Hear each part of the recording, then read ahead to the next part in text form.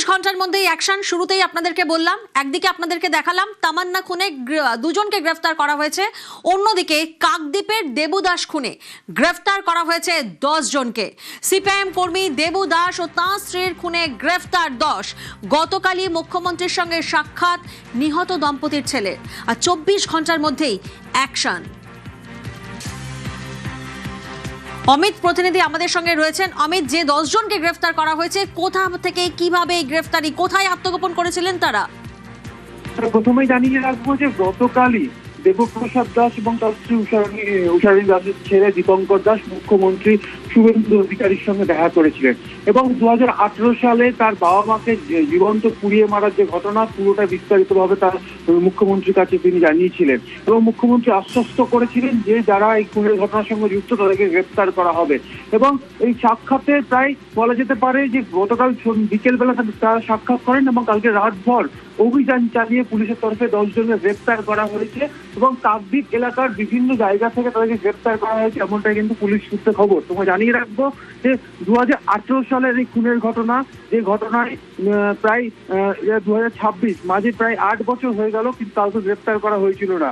গতকাল মুখ্যমন্ত্রীর সঙ্গে দেখা করা, তারপর তারা গিয়ে দেখা করেছিলেন হচ্ছে রাজ্য পুলিশের ডিজির সঙ্গে এবং ডিজি তাদেরকে আশ্বস্ত করেছেন যে পুলিশের তরফে সব রকম ব্যবস্থা নেওয়া হবে এবং ডিজি এবং তারা ভবনী ভবন থেকে বেরিয়েছিল সন্ধ্যে 7:30টার সময় এবং রাতেই এই গ্রেপ্তারি হয়েছে। অর্থাৎ মুখ্যমন্ত্রীর সঙ্গে সাক্ষাৎ করার ঘণ্টাখানেকের মধ্যেই কিন্তু অ্যাকশন নেওয়া হয়েছে পুলিশের তরফে, এমনটাই বলা যেতে পারে। এবং পুলিশ সূত্রে দাবি করা হচ্ছে এই খুনের ঘটনায় যে যারা এফআইআর নেম ছিল, অর্থাৎ অশোক মন্ডল, চন্দন গিরি, মেঘনাথ দুকা, ডাকুয়া, মহাদেব কান্ডার, নিকুঞ্জন নস্কর, শিবপ্রসাদ মন্ডল, অমিত মন্ডল, গোকুল জানা, নয়ন চন্দ্র পাল এবং শেখ মনিরুল, যে 10 জনের নামে এফআইআর করা হয়েছিল বা অভিযোগ ছিল, 10 জনকে গ্রেপ্তার করা হয়েছে কাকদ্বীপ এবং কাকদ্বীপ সংলগ্ন ওই এলাকা থেকে, এমনটা কিন্তু পুলিশ সূত্রে খবর।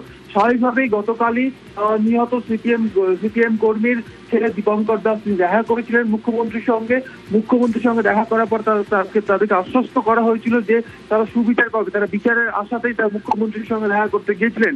এমনকি বিগত সরকারের সময় বারবার তারা পুলিশের দ্বারস্থ হলেও কোন রকম অ্যাকশন নেওয়া হয়েছিল না বা এই অভিযোগ গ্রেফতার হয়নি বলেও তারা অভিযোগ করেছিলেন বা তারা মুখ্যমন্ত্রী শুভেন্দু অধিকারীকে বিষয়টি জানান।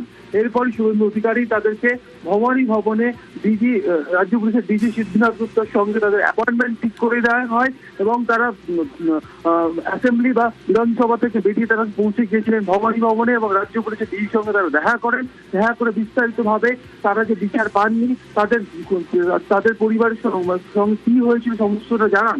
এরপরই কালকে রাতেই পুলিশের তরফে 10 জনকে গ্রেফতার করা হয়েছে।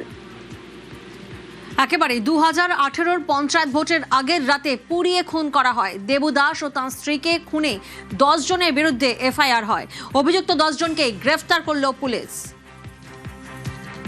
মুখ্যমন্ত্রীর সঙ্গে দেখা করা হয় এবং তিনি এনাকে ডিজিপিকে ডাইরেকশন দেন আমাদের যে কী ঘটনা হয়েছে সেটা পুঙ্খানুপুঙ্খ এনার কাছে ডিটেলস বলতে। আমরা সেই আমাদের বক্তব্য, আমরা 3টে পরিবার এসেছিলাম, আমাদের বক্তব্য সেটা আমরা দিয়েছি। বিগত সরকারের যে আমরা যে বিচারে আসে আমরা অপেক্ষা করছিলাম, এই সরকারের কাছে আমরা অনেক প্রত্যাশা আছে এবং সেই অনুযায়ী আমরা এসেছিলাম। আমরা সেই আশায় আছি আমরা সেই বিচারটা পাবো। না, কিছুই হয়নি, কারণ 2018 থেকে আজকে 2026 কিছুই হয়নি, কেউ অ্যারেস্ট হয়নি। আমার নাম দীপঙ্কর দাস।